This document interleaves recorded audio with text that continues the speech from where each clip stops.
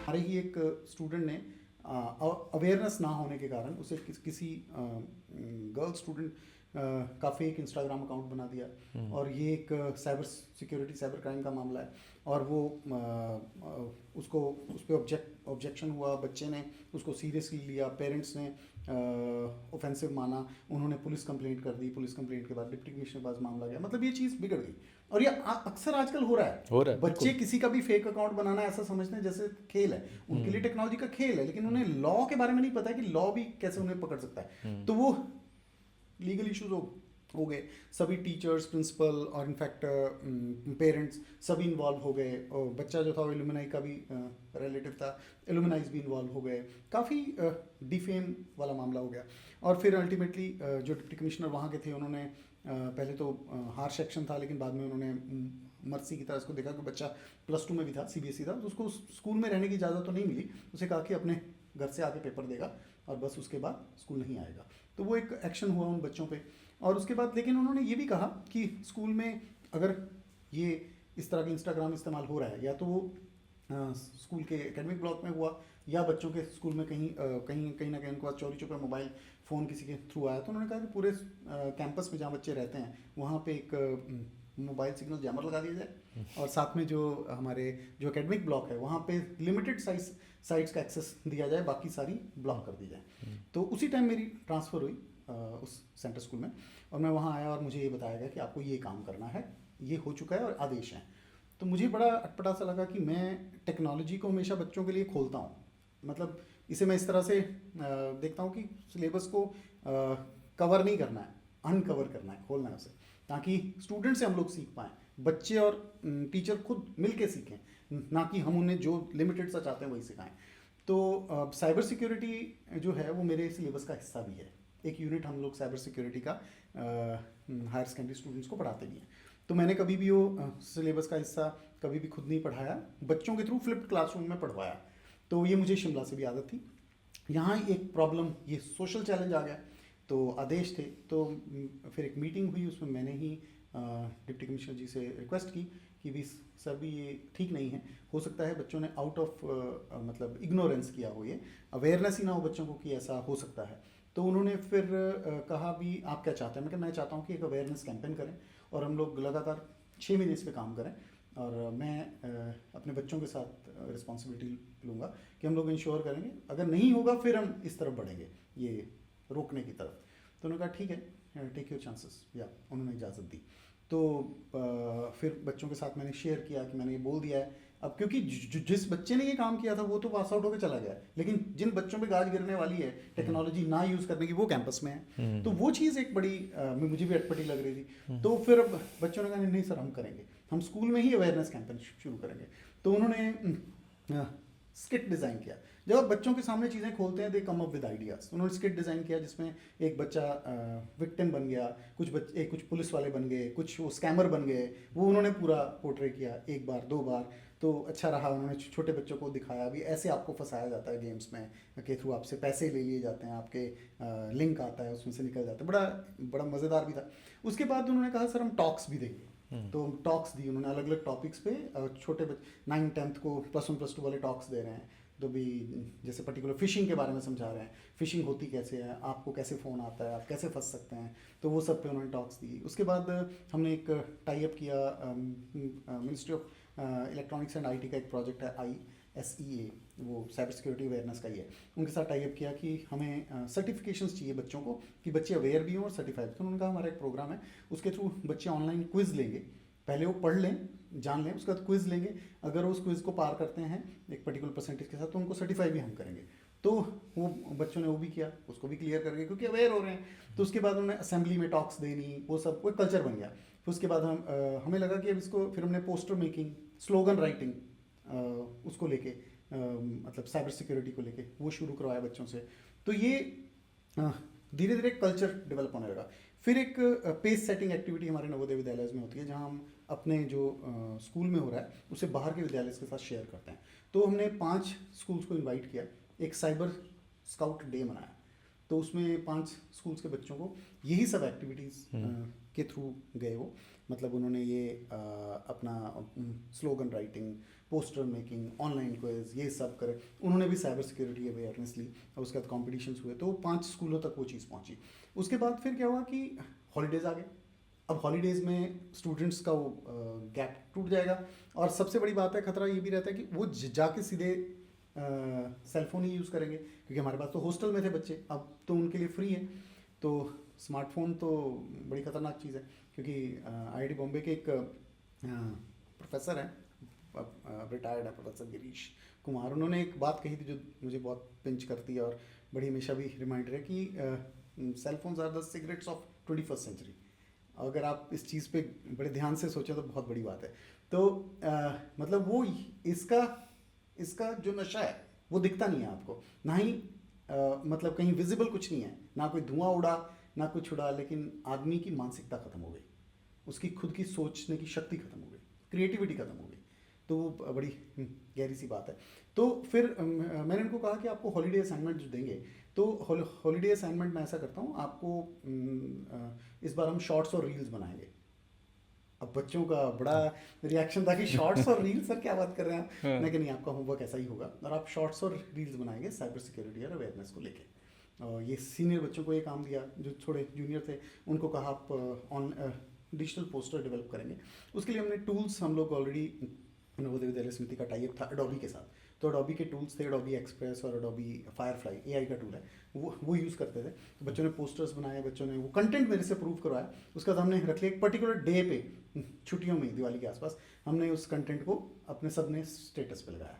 तो लेकिन उससे पहले बच्चों ने एक आइडिया दिया कि क्यों ना सर, ये तो फिर किसी का पोस्टर भी हो सकता है, हम इसको क्यों ना एक अपना कम्युनिटी को नाम दें। तो उन्होंने कम्युनिटी को नाम दिया साइबर स्काउट्स, और उसका एक लोगो डेवलप किया। उस सब ने अपने शॉर्ट्स और वीडियोस और पोस्टर्स पे लगाया।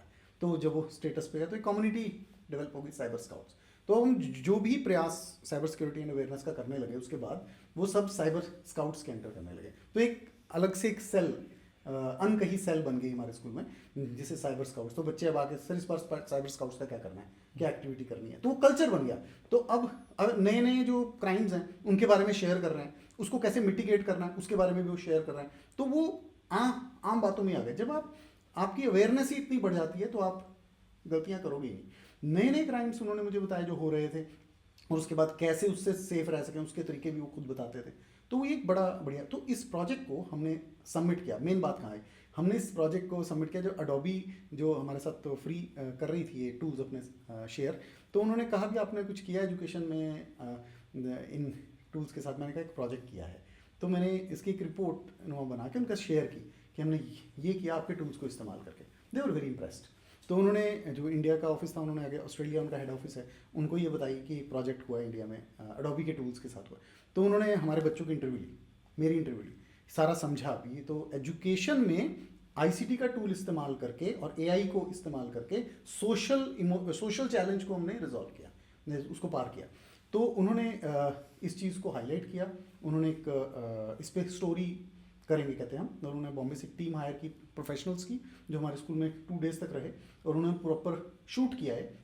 अगर आप सिर्फ इतना लिखें अमित कुमार JNV ऊना, इतना लिखें गूगल पे और अडोबी लिख दीजिएगा, अडोबी के ऑफिशियल पेज पे ये स्टोरी पड़ी है, और साथ में उसमें वीडियोस भी इंक्लूडेड हैं, आप उसे खुद देखिएगा। तो वो जो उन्होंने किया, वो स्टोरी बनाई उन्होंने। उसके बाद उन्होंने एक मैक्स नाम की कॉन्फ्रेंस होती है अमेरिका में, कैलिफोर्निया में, वो हर साल अडोबी करता है, जहाँ पूरे 200+ कंट्रीज़ में जहाँ अडोबी के टूल्स एजुकेशन में इस्तेमाल होते हैं, तो वहाँ की केस स्टडीज़ वो लेके आते हैं। तो इंडिया की तरफ से ऑफिशियल एंट्री वहाँ थी, और वन ऑफ द 16 और 17 स्टोरीज जो वहाँ प्रोजेक्ट हुई उनमें से एक थी। क्या ये 2023 में कैलिफोर्निया में।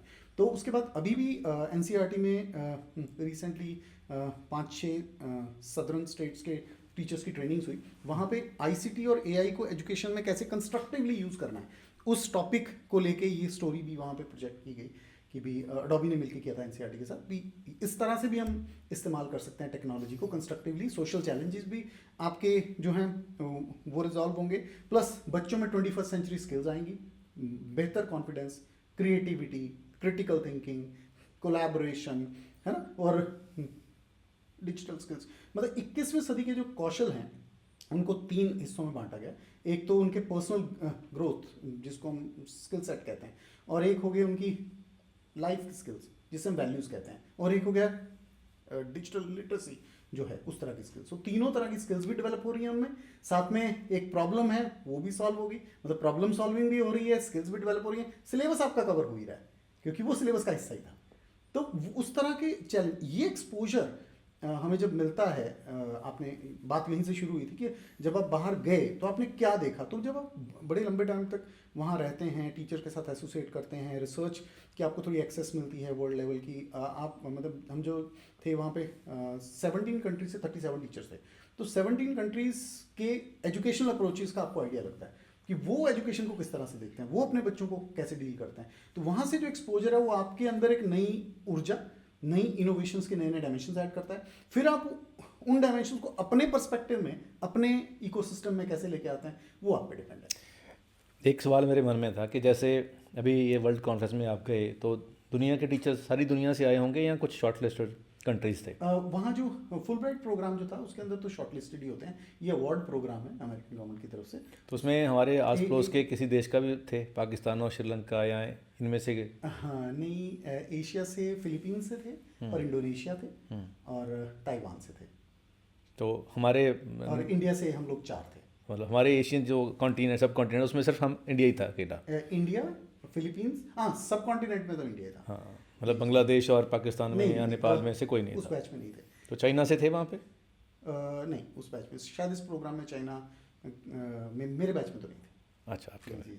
तो चलिए, ये भी बहुत अच्छी बात है कि हम एक कहते हैं कि जो हमारा अभी कल्चर जैसे डेवलप हो रहा है स्टडी का, और हम दुनिया को लीड कर रहे हैं, एआई में बहुत टॉप पे जा रही है हमारी जो कंट्री है। और भी तो ये जो प्रोग्राम आप कर रहे हैं, इससे जो सेक्टर हम पहले से कवर कर रहे हैं, जैसे एआई या आईटी कंपनी में हम टॉप पे चल रहे हैं, इन प्रोग्रामों से किसी और स्पेसिफिक सेक्टर में भी हमारे जो स्टूडेंट्स हैं वो ग्रो करेंगे? जी, एक्चुअली जो माइंडसेट है, मैं हमेशा से कहता हूँ कि माइंडसेट हमेशा स्किल सेट से ज़्यादा पावरफुल होता है।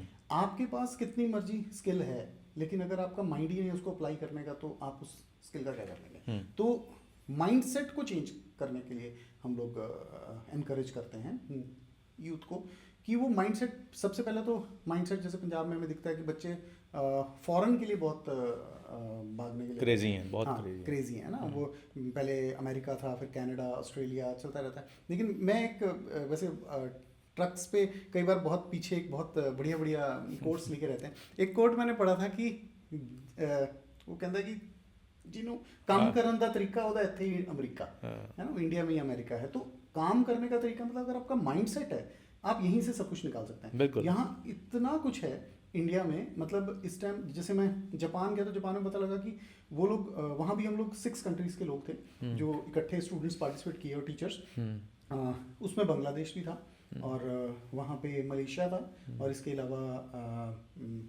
पापुआ न्यू गिनी जो न्यूजीलैंड के पास है वो लोग थे, और एक रिप्रेजेंटेशन अर्जेंटीना से थी, और जो मतलब ये कंट्रीज़ के एक लाओस से थी, एशियन कंट्री है। तो ये कंट्रीज़ के लोग थे। तो वहाँ पता लगा कि वो यूथ को अपनी ओर अट्रैक्ट कर रहे हैं कि यूथ आके वहाँ जाके स्टडी भी करे और उनकी कंपनीज में वहाँ काम करे। कारण ऑस्ट्रेलिया में नहीं, ये जापान की बात है। जापान में वहाँ कारण क्या है कि जापान में ओल्ड पॉपुलेशन बहुत हाई हो गई है, बिल्कुल, तो उनका यूथ खत्म हो रहा है और इसी के लिए वो रोबोट्स डेवलप कर रहे हैं छोटे छोटे कामों के लिए। लेकिन जो इमोशनल चीज़ें हैं जहाँ पे ह्यूमन माइंड ही चाहिए, वो तो आप डेवलप नहीं कर पा रहे हैं। तो इस वजह से उनको ह्यूमन मतलब जो यूथ की नीड है इस टाइम, तो वो अपने इस तरह के प्रोग्राम चला रहे हैं जहाँ पे मल्टीपल कंट्रीज़ के यूथ को अपने यहाँ बुला रहे हैं ताकि वो एक्सपोजर लें, अट्रैक्ट करें उन्हें और वो वहाँ पे पढ़ाई करें और वहीं पे सेटल हों, वो ये चाह रहे हैं। तो इसका मतलब इंडिया आने वाले टाइम में, क्योंकि इंडिया इज़ सबसे ज़्यादा यूथ हमारे पास है, अगर हमारे यूथ के पास सही माइंड सेट आ जाए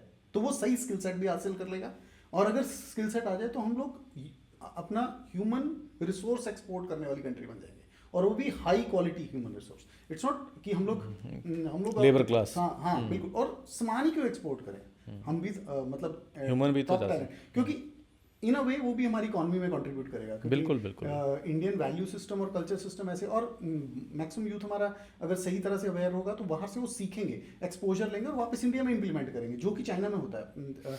आपने पूछा था कि मैं किन किन कंट्रीज़ में रहा, तो गवर्नमेंट की तरफ से तो मैं जापान और अमेरिका गया, लेकिन उससे पहले चाइना में रहने का मुझे मौका मिला लगभग 1.5 साल। वहाँ मैंने एज ए यूनिवर्सिटी में लेक्चरर और रिसर्चर का काम किया। तो वहाँ जो चाइना हमारे से 50 साल आगे है, ये पक्का है, और वो इसलिए है क्योंकि उनकी कंट्री की तरफ जो सोच है वो अलग है। उनका माइंडसेट जो है वो अपनी पोटेंशियल को जान गए हैं वो लोग, वो जान गए हैं कि उनकी कल्चरल हेरिटेज क्या है, वो जान गए हैं कि हम अपनी कंट्री के लिए क्या कंट्रीब्यूट कर सकते हैं, और गवर्नमेंट भी वापस उनको बहुत कुछ डेवलपमेंट के रूप में कंट्रीब्यूट करती है। तो वो ऑलरेडी अवेयर्ड हैं, है ना। लेकिन चैलेंजेस उनको था पॉपुलेशन में, जो सिंगल चाइल्ड पॉलिसी उन्होंने गलत ले ली थी, अभी रिलैक्स कर दी है, तो उसकी वजह से उनसे भी एक बहुत बड़ा फॉल्ट हो गया था, जिसके कारण ओल्ड एज पॉपुलेशन उनकी बहुत ज़्यादा बढ़ गई है। लेकिन इंडिया में ऐसा चैलेंज है ही नहीं, सिर्फ इंडिया में माइंडसेट ठीक करना है। माइंडसेट जो है वो ग्रोथ की तरफ माइंडसेट लाना है, पर्टिकुलरली यूथ का। यूथ उदासीन ना हो कि इंडिया में मेरा कुछ नहीं हो सकता, क्योंकि जो भी परिणाम, हम अक्सर परिणामों को देख के उदास होते हैं, राइट। परिणाम हमारे रिजल्ट, लेकिन रिजल्ट आते कहाँ से हैं उसको समझने की अगर कोशिश करें तो हम समझ पाएंगे कि हमें कहाँ चेंज करने की ज़रूरत है। क्योंकि भगवद गीता में भी ये कहा गया कि चेंज के अलावा कुछ भी कांस्टेंट नहीं है ना। तो वो इम्पॉर्टेंट बात है। तो वो चेंज कहाँ करें हम, है ना। तो हमारी जो रिजल्ट है, हमारा फोकस वहाँ रहता है, हमारा प्रोडक्ट पे फोकस रहता है, प्रोसेस पे फोकस नहीं है। प्रोसेस कहाँ है उसको समझने की कोशिश करते हैं।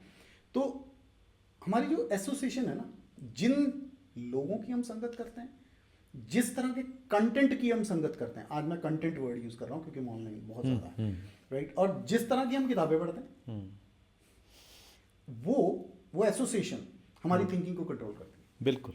और वो थिंकिंग हमारे बिलीव्स एंड इमोशंस को कंट्रोल करती है। परमानेंट वो सबकॉन्शियस माइंड में जो हम बार बार सोचे जा रहे हैं वो हमारे सबकॉन्शियस माइंड में चला जाता है, बिलीव्स एंड इमोशंस बन जाता है। And our beliefs and emotions वो हमारे शब्दों को कंट्रोल करते हैं। जिस चीज़ पे हमें विश्वास पूरा आ जाता है हम वैसी शब्द बोलना शुरू करते हैं। हाँ यार ये तो मैं कर लूँगा, नहीं ये नहीं होना। क्यों? क्योंकि मेरा बिलीव्स एंड इमोशन उस पर नहीं है। क्यों? क्योंकि मैं लगातार मेरी थिंकिंग उस डायरेक्शन में थी। थिंकिंग क्यों नहीं थी? क्योंकि मेरी एसोसिएशन ही गलत थी, है ना। तो association control thinking, thinking control beliefs and emotion, beliefs and emotion control our words, and words control our actions. जो हम बोल रहे हैं वही करने की कोशिश करते हैं, क्योंकि कोई भी अपने आप को कॉन्ट्राडिक्ट नहीं करना चाहता। जो उसने बोल दिया वो पत्थर की लकीरों से करना है, वैसा ही करता है, और जो करता है वैसे ही परिणाम आता है। हमारा फोकस हमारा परिणाम पे होता है, लेकिन उसका ओरिजिन कहाँ से है? ओरिजिन है एसोसिएशन से। तो एसोसिएशन पे फोकस करना है, हमारी संगत ठीक होनी चाहिए, संगत सही लोगों की। एक इंटरेस्टिंग बात रविंद्र जी मैं आपको बताऊँ, रिसर्च ये कहती है, साइकोलॉजी की रिसर्च है, कि अगर हम हाई परफॉर्मर्स की संगत में रहते हैं, हाई परफॉर्मर्स की, we are associated by few high performer, तो हमारी खुद की परफॉर्मेंस 15% बढ़ जाती है। बिल्कुल सही बात है। और अगर हम लो परफॉर्मर्स की संगत में रहते हैं, उदासीन, नेगेटिव, तो हमारी परफॉर्मेंस 30% कम हो जाती है, 30%। यस। पॉजिटिविटी की संगत से असर पॉजिटिव का कम आता है, नेगेटिविटी की संगत से डबल आता है। इवन कई रिसर्च इस डायरेक्शन में भी कहती हैं, कई फिलोसफर्स हैं या साइकोलॉजिस्ट हैं, कि we are the average of 5 people we associate with. जिन 5 लोगों की सबसे ज्यादा हम संगत करते हैं, उसमें कंटेंट भी हो सकता है, उसमें किताबें भी हो सकती हैं, हम उन्हीं का एवरेज है एक्चुअली। अब हम लोग इस चीज को देख लें कि हम किन 5 चीजों की सबसे ज्यादा संगत कर रहे हैं, तो उसी का हम प्रोडक्ट है एक्चुअली। मोबाइल तो सब संगत कर रहे हैं मोबाइल की, तो मोबाइल में कंटेंट क्या है? कंटेंट क्या है? कंटेंट। अब बात इस पे आती है, बिल्कुल, कि हमारे जो बच्चे हैं, टीनेजर हैं, वो क्या कंटेंट देख रहे हैं। बुक्स तो चलो वो पढ़ नहीं रहे, लोगों से मिल नहीं रहे, घर से भी, घर में पेरेंट्स से भी नहीं, अब बिल्कुल। अपने रूम में बैठा है, हर बंदा अपना फ़ोन लेके बैठा है। बिल्कुल। तो अब बात आती है कंटेंट की। बिल्कुल। तो इसीलिए जो हम बात कर रहे हैं, ये कंटेंट क्रिएट हो रहा है उन लोगों के लिए कि वो ये देख रहे हैं। तो अच्छा कंटेंट देखने के लिए अब पेरेंट्स अपने बच्चों को कैसे मोटिवेट करें? ठीक है, पेरेंट्स कैसे मोटिवेट करें? क्योंकि मोबाइल तो वो दे देते हैं। जी। अब वो कैसे उनको पुश करें कि भाई ये कंटेंट देख? चॉइस तो उनकी अपनी है। खैर चॉइस अपनी ही है, अवेयरनेस तो बच्चों को ही लेके आने में। शायद ये प्रेरणा की तरह के प्रोग्राम भी गवर्नमेंट ने इसीलिए लॉन्च किए। इसका जो बड़े लेवल पे जो मतलब प्रोजेक्शन है वो इस तरह से होगा कि आने वाले टाइम में इस तरह के करिकुलम हमारे पूरे एजुकेशन सिस्टम में आएंगे एनसीईआरटी के थ्रू, ऐसा जो हमें लग रहा है जो गवर्नमेंट की तरफ से, क्योंकि ये चीज़ें ज़रूरी हैं, ये हमारे नॉर्मल एजुकेशन सिस्टम में इनका आना ज़रूरी है। ऐसा नहीं है कि वैल्यू एजुकेशन की अलग से क्लास लगे, वैल्यू एजुकेशन की क्लास ना लगे, वैल्यू एजुकेशन हमारी एक टीचर की पढ़ाई में इंटीग्रेट हो जाए ताकि बच्चे को टीचर मैसेज दे दे। तो मुझे पर्सनली फील होता है सबसे पहले सबसे ज़्यादा प्राइम टाइम बच्चा अपना टीचर के साथ बिताता है, अगर वो चाहे आउट ऑफ फोर्स होता है कुछ भी होता है, टीचर्स इक्विप हो जाएं बच्चों तक ये मैसेज कन्वे करने के लिए कि कितना ज़रूरी है उनके लिए आज के टाइम में अपने माइंडसेट को ठीक करना। तो बच्चा सोर्स अपने आप ढूंढ लेगा, लेकिन कंटेंट जो है, कंटेंट कैसे वो सही की तरफ जाए। अब मज़े की बात यह है, एआई को हम जानते हैं, एआई के एल्गोरिदम हमारे कंटेंट के पीछे काम कर रहा है। अगर मैं आपसे अभी लगातार ग्रोथ माइंडसेट की बात कर रहा हूं और अगर मेरा फोन इस टाइम इंटरनेट के साथ कनेक्टेड है, तो मेरे फोन में इस सेशन के बाद कंटिन्यूसली ग्रोथ माइंडसेट से लिंक्ड वीडियोस यूट्यूब पे मिलेंगे आपको, और Amazon पे वही किताबें दिखाई जाएंगी जो ग्रोथ माइंडसेट से रिलेटेड हैं। इनफैक्ट जो सोशल मीडिया के प्लेटफॉर्म है वहां से उन लोगों के लेक्चर ग्रोथ माइंडसेट के दिखेंगे मुझे सबसे पहले, क्योंकि मैं बात कर रहा हूँ। Voice is also an input to computer. अब एआई जो एल्गोरिदम्स हैं वो पकड़ते हैं कीवर्ड्स। अब कीवर्ड्स उसे चाहे टेक्स्ट से मिल जाए चाहे उसे वॉइस से मिल जाए। जो मैंने आपसे बात की वो कंटिन्यूस में गया, उसके बाद यूट्यूब, Amazon या और भी कितने प्लेटफॉर्म, सब पे मुझे रिलेटेड कंटेंट मिला, राइट। इसका मतलब एआई मुझे वो दिखाता है जो मुझे देखना है एक्चुअली। तो करंटली बच्चे को वो दिखाया जा रहा है जो उसे देखना है। तो अगर आप किसी बच्चे की मेंटालिटी देखना चाहते हैं कि बच्चा अंदर से कैसा है, तो उसका कोई भी सोशल मीडिया अकाउंट आप देख लें तो आपको पता लगेगा वो किस तरह का कंटेंट आज की डेट में देख रहा है, क्योंकि कंप्यूटर या एआई उसे वही दिखा रहा है जो वो देखना चाह रहा है। अगर वो वॉयलेंट कंटेंट देखना चाह रहा है, गेमिंग कंटेंट देखना चाह रहा है, तो उसका दिमाग लगातार उसके बारे में सोच रहा है, वो वैसी ही बातें कर रहा है, और जो बातें कर रहा है वो कंप्यूटर में एज ए इनपुट मतलब जा रही हैं, एआई के एल्गोरिदम से प्रोसेस कर रहे हैं, उसे वही कंटेंट सारे प्लेटफॉर्म्स पे दिखा रहे हैं, राइट। तो अगर उसने अपना कंटेंट चेंज करना हो, ही शुड ओनली वो अपने बात करना स्टार्ट कर दे अपने डिवाइस के साथ, continuous improvement, shoshin, growth mindset, kaizen, इस तरह के 5 कीवर्ड्स सुबह उठते ही अपने मोबाइल को दे दे, 5-6 बार दे दे। उसके बाद उसके हर सोशल मीडिया प्लेटफॉर्म पे उसे कंटेंट ही वैसा दिखेगा जो उसने उसे इनपुट दिया होगा। एक्चुअली हम अपनी रियलिटी खुद शेप कर सकते हैं, एआई के ये फायदे भी हैं। मैंने पर्सनली ये किया है, ऐसा नहीं है कि मैं हमेशा से कंटेंट हम भी सही देखते थे, क्योंकि अचानक से कैसा कंटेंट आपके पास आ जाए आपको पता ही नहीं है आज के टाइम में, क्योंकि कीवर्ड्स कैसे वहाँ इस्तेमाल हो रहे हैं। तो हम लोग भी उसी तरफ फिर एनालाइज किया, यार हम लोग तो इस तरह के थे ही नहीं, इस तरह के कंटेंट की तरफ क्यों बढ़ रहे हैं, ये तो अप्रोप्रिएट नहीं है। तो फिर जब एआई समझ में आया, फिर समझ में आया कि क्यों ना हम अपने डिवाइस को कंट्रोल करें, ना कि लेट द डिवाइस कंट्रोल अस। ये हेनरी डेविड थरू एक अमेरिकन थिंकर है, महात्मा गांधी जी उन्हें फॉलो करते थे। तो उन्होंने 100 साल से भी पहले ये बात कही थी कि man will become tool of its own tool, man will become tool of his own tools. आदमी अपने औजारों के औजार हो जाएंगे, जब उन्होंने इंडस्ट्रियलाइजेशन और टेक्नोलॉजी को देखा था, और आज वो हो गया, बिल्कुल हो गया। ठीक है, तो अगर हमने औजारों के औजार बनना है या औजारों को औजार की तरह ही रहने देना है, वो हम पे डिपेंड है। अगर हम एआई के एल्गोरिथम समझ गए हैं, क्यों ना हम सुबह सुबह अपने मोबाइल फ़ोन को 5-6 ऐसे शब्द दे दें जिस तरह की थिंकिंग हम पूरा दिन चाहते हैं। पूरा दिन आप देखिएगा वही कंटेंट आपको परोसा जाएगा जिस तरह के आपने सुबह उसे इनपुट दिया। अगर आप किसी पर्टिकुलर रिलीजियस संस्था के साथ जुड़े हैं, आप इस तरह के सुबह ही श्रद्धा, समर्पण, है ना, इस तरह के शब्द बोलें, अपनी पत्नी के साथ चर्चा कर रहे हो या घर में चर्चा कर रहे हो और आपका मोबाइल इंटरनेट के साथ कनेक्टेड है, उसके बाद जब आप ऑफिस में पहुंचे, आप दिखाएं, आप अपने फ़ोन को उठाएं, लगातार उनसे लिंक्ड आपको वीडियोस दिखेंगे, वैसे ही आपको प्रोडक्ट दिखने शुरू होंगे। आपको वो जो मंदिर में या जहाँ भी आप चीज़ें इस्तेमाल करते हैं उसी तरह के प्रोडक्ट भी दिखेंगे, आपको कंटेंट वैसा दिखेगा। ये आप एआई को अपना असिस्टेंट बना सकते हैं, ना कि उसके असिस्टेंट बन सकते हैं। तो वो चीज़ बच्चों को समझनी पड़ेगी, उसके लिए टीचर्स का बहुत बड़ा रोल है।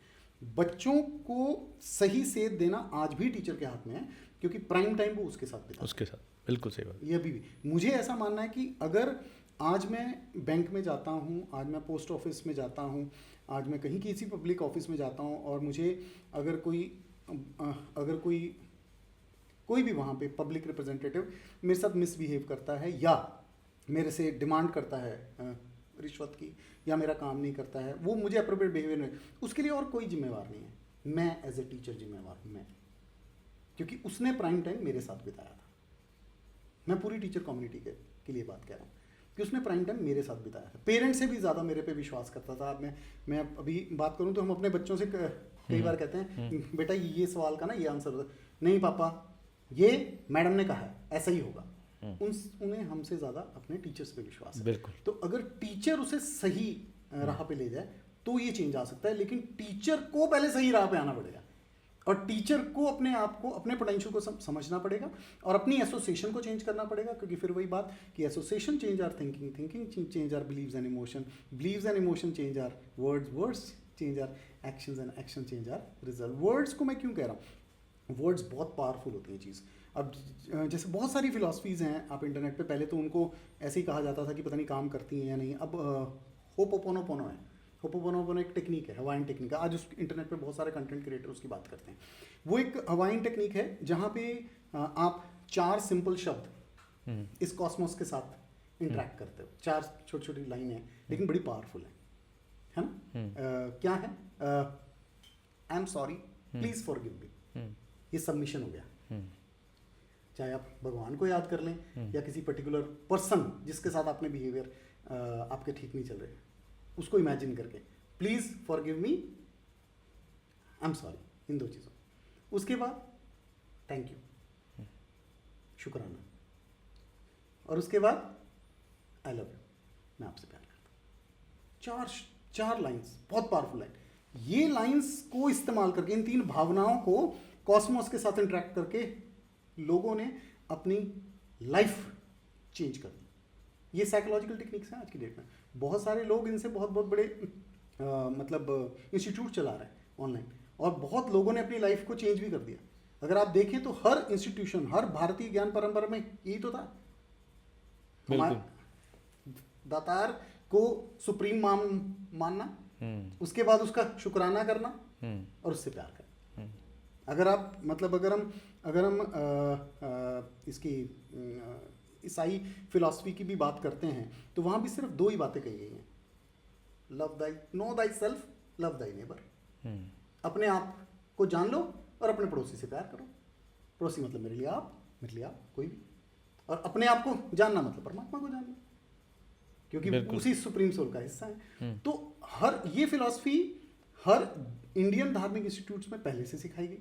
हमें पहले से पता थी लेकिन हम छोड़ गए, क्योंकि हम लोग टेक्नोलॉजी की तरफ थोड़ा सा ज़्यादा, हमारा बैलेंस बिगड़ गया। वो ना मतलब वो कहते हैं भी मतलब हमारा बैलेंस इंपॉर्टेंट है। Too much of everything is harm, है ना। बहुत ज़्यादा हो गई टेक्नोलॉजी लाइफ में, इस वजह से हम वैल्यू सिस्टम से दूर हो गए।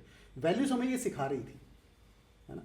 तो किसी भी अगर आप देखें, जिसे हम सिमरन का रूप कहते हैं या अरदास का रूप कहते हैं या प्रेयर का रूप कहते हैं, उसमें हम भगवान से यही कहते हैं कि आप ही सुप्रीम हो, जो मैंने किया उसके लिए मुझे माफ कर दो और जो आप मुझे दे रहे हो उसके लिए थैंक्स। यही तो 3 फिलॉसफीज हैं। बिल्कुल। और ये आज फिलोसफर्स मतलब जो साइकोलॉजिस्ट हैं टेक्निक्स इस्तेमाल करके लोगों की लाइफ बेहतर बना रहे हैं। होपोपोनोपोनो की बात कर रहा हूँ। जापान में एक अपना फुजीवारा डैम है, उसके अंदर जो पानी था वो पीने लायक नहीं था। उसके ऊपर भी एक केस स्टडी है इसकी। तो वो पानी पीने लायक नहीं था, तो उसके होपोपोनो टेक्निक शायद की कुछ लोगों ने लगातार पॉजिटिव शब्दों के साथ इंटरेक्ट किया पूरे डैम के साथ 3-4 घंटे, कुछ ऐसा देखिएगा आप इंटरनेट पे। तो उसका पानी का पीएच बदल गया। अच्छा। हाँ, वाटर में एनर्जी, हमारे शब्दों में एनर्जी है।